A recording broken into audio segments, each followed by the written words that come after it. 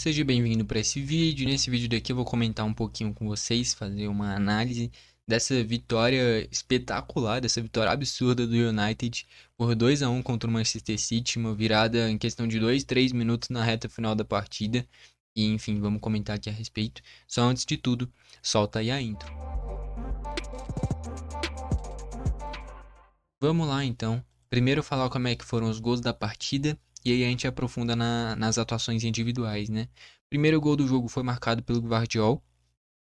Era um padrão bem nítido do City tentando se impor, né, na posse de bola, criar volume de jogo, mas não conseguiu criar grandes chances. Não à toa, todas as estatísticas, daqui a pouco eu vou trazer aqui para vocês, ficaram muito equilibradas, com exceção de posse de bola, né? Porque o City, pelo estilo de jogo, naturalmente ia ter mais a bola. Na reta final, quando o United estava perdendo, tentou se impor no segundo tempo, que conseguiu ter um pouquinho mais da bola, né? Mas o estilo estava bem pré-definido. O City com a bola, buscando encontrar espaços e criar oportunidades. O United se defendeu muito bem, não deixou o City criar essas oportunidades, porém teve esse gol achado.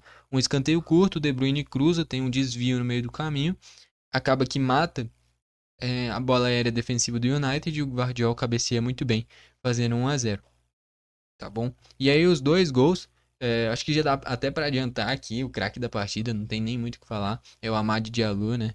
O pênalti surge de um lance que o Matheus Nunes, ele dá o passe para trás, ele ia recuar pro Ederson, o Amad Diallo percebe isso, antecipa o Ederson.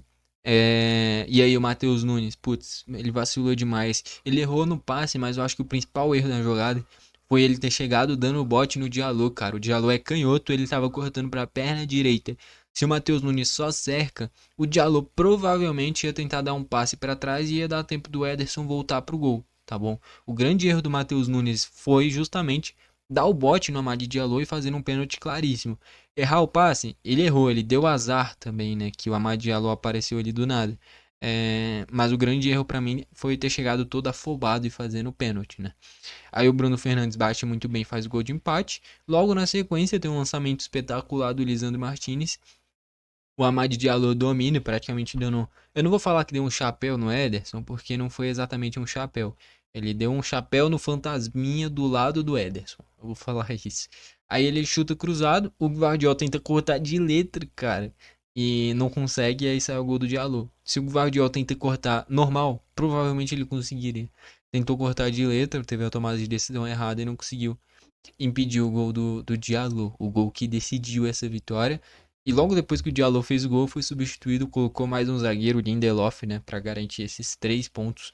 Uma vitória espetacular do United. Na tabela não muda muita coisa, mas para anímico, destrói o City, porque mostra que é uma equipe que não conseguiu controlar o jogo na reta final e dá uma moral absurda para o United. Talvez não tenha feito um grande jogo, provavelmente não fez um grande jogo, inclusive, mas na reta final cresceu demais e o Diallo foi um grande destaque, né? Vamos para as avaliações aqui individuais, né? Começando pelo City. O Ederson, se a gente analisa os gols do United, um é de pênalti, o outro é um lançamento que é muito mérito do Diallo. Então ele não falhou, tá bom? E também não foi Manchester City. Na linha de defesa, aqui é a grande improvisação é o Matheus Nunes, né? Aqui tá Matheus Luiz, mas é o Matheus Nunes, fazendo basicamente uma lateral esquerda, em determinados momentos subir um pouquinho mais para uma meia esquerda. Ele fez um excelente jogo, tá bom? Ele foi improvisado nessa função e desempenhou muito bem. Deu muito espaço para o Yeremy Doku potencializar o X1 dele. Defensivamente foi muito bem, tá bom? Não à toa o Diallo foi aparecer só na reta final da partida. O Mazraoui não teve nenhuma ultrapassagem perigosa. O Bruno Fernandes, quando caía por ali, não fez nada. O Hojlund é a mesma coisa. Então, assim, defensivamente foi bem e com a bola foi bem também. Só que aí chegou nos 43 do segundo tempo e ele dá uma recuada errada, que nem eu falei. Ele erra o passe, mas pra mim o grande erro é ele ter chegado afobado dando bote. Se ele chega cercando, que nem eu falei, o Diallo cortou pra perna direita e o Diallo é canhoto. Ou ele achava uma letra absurda ali que dificilmente ia sair pra tentar encobrir o Ederson. Ou ele ia tentar cortar de novo para a esquerda e o Matheus Nunes ia estar inteiro na jogada, ou ele simplesmente ia dar um passo para trás. Dando passe para trás, que era o mais provável, dava tempo de ter um zagueiro em cima da linha, o Ederson voltar e impedir o gol. Você fazendo o pênalti, cara, você basicamente deu o gol pros caras. Então, assim, o Matheus Nunes vacilou demais, principalmente na hora que ele vai muito seco no Diallo.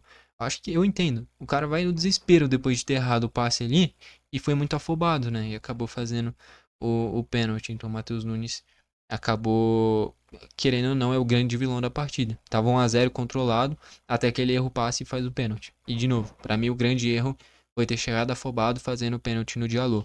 O erro de passe acontece. A questão é como você lida a partir daí, né? E o Matheus foi muito mal nessa situação, mas, no geral, fez um excelente jogo. Dá pra ver que pode ser uma boa alternativa pro City nessa sequência dos jogos, né?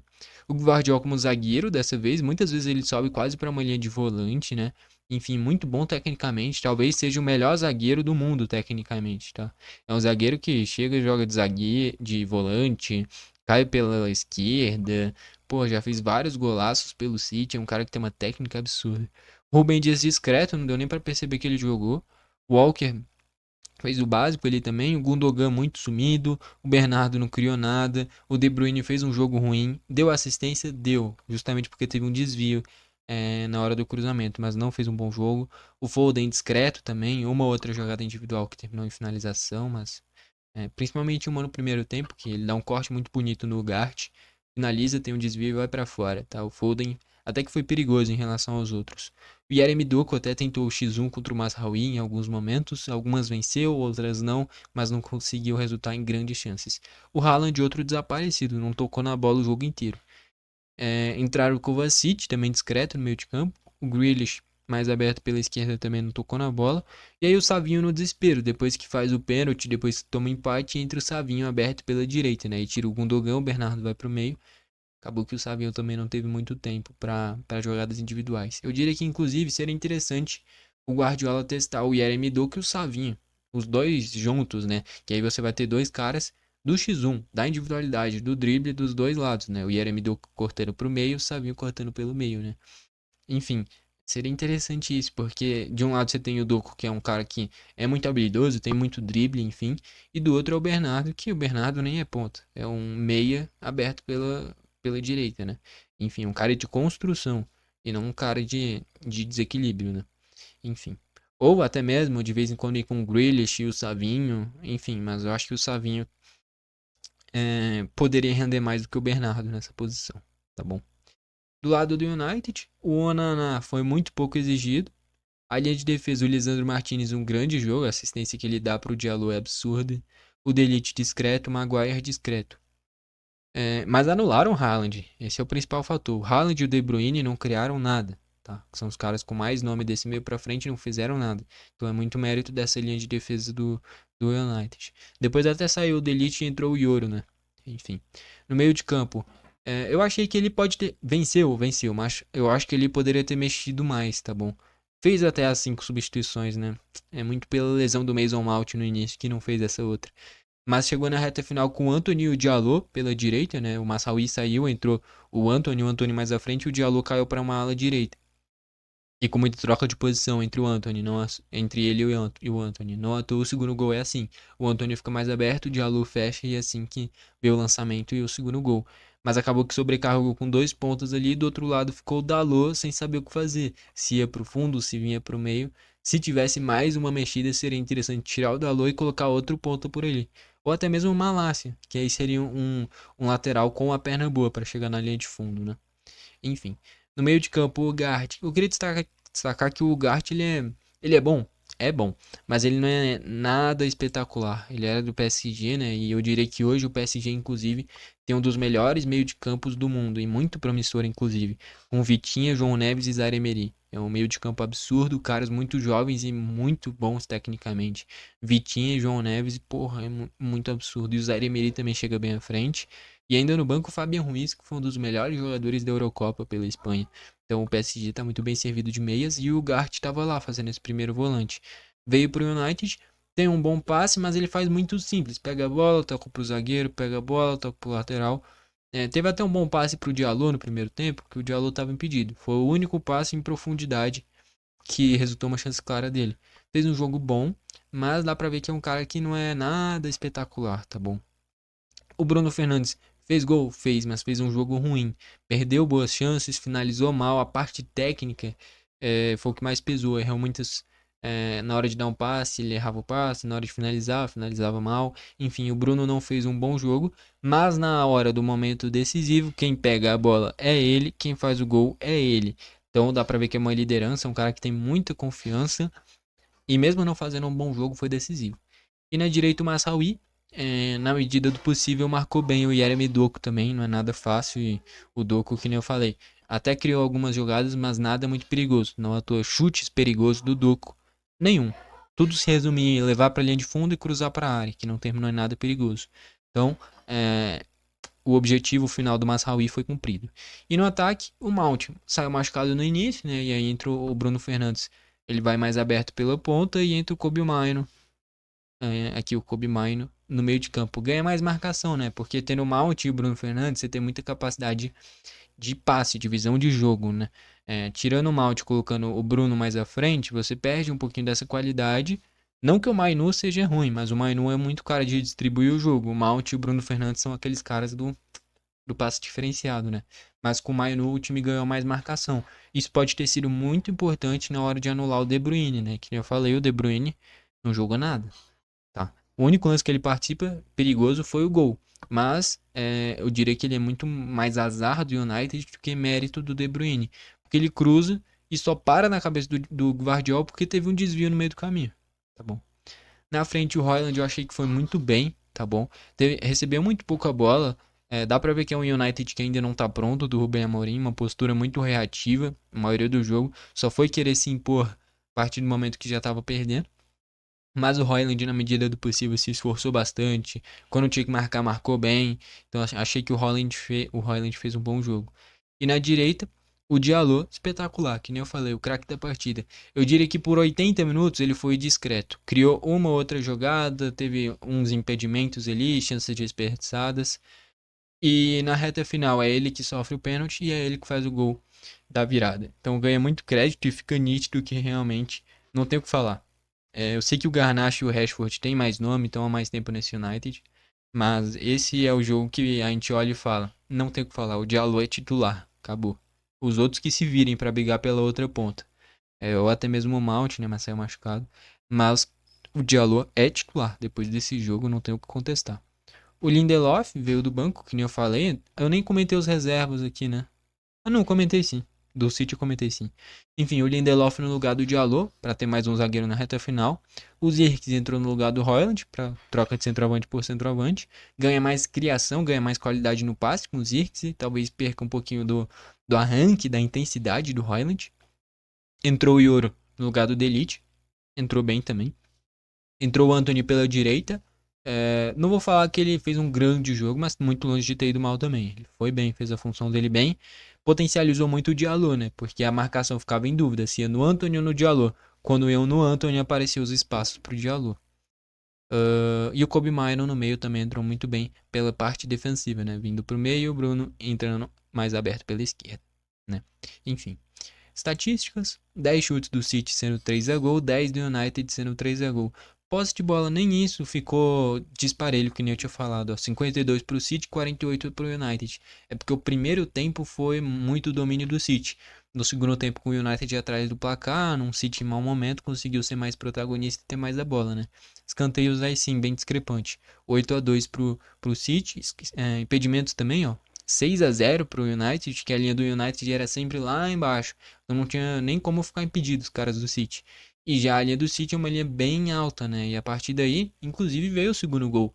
A linha do City tá alta, o Diallo ataca esse espaço entre a linha de defesa e o goleiro e faz o gol da vitória, né? Teve 6 impedimentos, pelo menos 2 ou 3 foram justamente do Diallo em jogadas parecidas, mas no que deu certo foi o gol da virada. Então, valeu a pena estar impedindo nesses momentos, justamente pelo estilo das jogadas. Faltas: 5 do City tendo um amarelo, 14 do United tendo um amarelo. E aí que eu vou destacar o seguinte: dane-se o fair play. Tem que descer a porrada mesmo. Aí, ó, 14 faltas. Fez 3 vezes mais faltas do que o City. E mesmo assim venceu. Tá bom. Então, assim, a falta é um recurso do jogo. Tem muito jogador, tem muito time que não gosta de fazer falta. É feio pro espetáculo. Cara, dane-se que é feio. Tem que fazer. O importante é o resultado final, tá bom? E o resultado final veio pro United.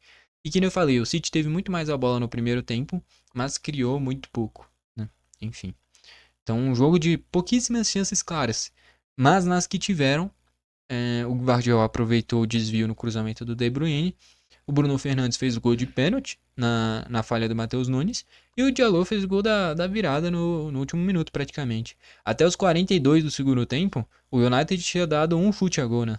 Aí fez mais 2 chutes a gol e a partir daí virou o jogo. Então, assim, bem efetivo, né? Com esse resultado, o City na quinta colocação com 27 pontos. Vive com certeza o pior momento no comando do Guardiola e talvez o pior momento, inclusive, da carreira do Guardiola, né? Uma fase realmente bem ruim. Perde clássico pro United, tropeça na Champions em casa contra, acho que era o Sparta Praga, não era, se não me engano. Toma 4 do Tottenham, perde confronto direto contra o Liverpool. É um momento bem ruim do City, mas eu comentei aqui, eu acho que na derrota pro Liverpool, o que você vai fazer para solucionar essa fase do City? Ah, troca o técnico. Porra, você vai tirar o Guardiola, cara.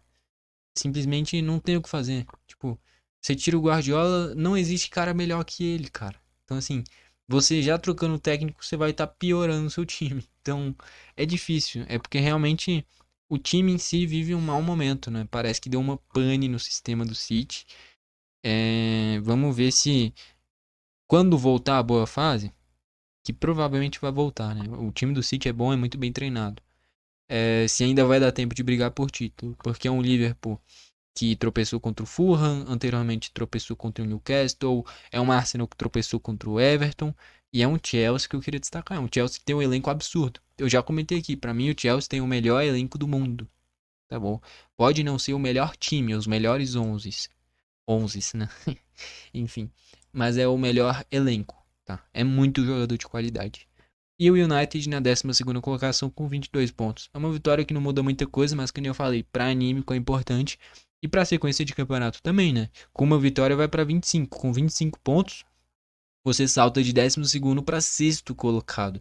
Então são distâncias de pontos bem baixas, né, cara? Do 13º para o sexto colocado, são 5 pontos. Em 2 rodadas você pode chegar lá, né? Caraca, e o Tottenham tá em 13º, que loucura. Enfim. Isso daqui tá errado, não? Tá errado, pô. Calma aí, deixa eu atualizar a página. Porque o Tottenham ganhou de 4-0 do Southampton, pô.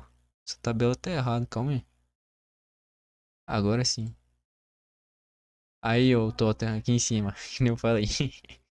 Tava errado, pô. Eu tava vendo ali, o último jogo perdeu. Acho que tinha metido, acho que 4 ou 5-0 no Southampton, né? Enfim, o Southampton, porra, 5 pontinhos, coitados. Enfim. Eu acho que é isso, beleza? Craque da partida, só pra fechar, é o Diallo. E o vilão da partida é o Matheus Nunes, pelo erro de passe e o pênalti que resultou no gol de empate, né? E aí depois, a virada com o Diallo. É isso. Gostou do vídeo, deixa o like. Não gostou, deixa o dislike. Não esquece de se inscrever e ativar o sininho pro YouTube te mandar os vídeos novos postados aqui no canal também, beleza? Foi esse o vídeo, valeu e falou.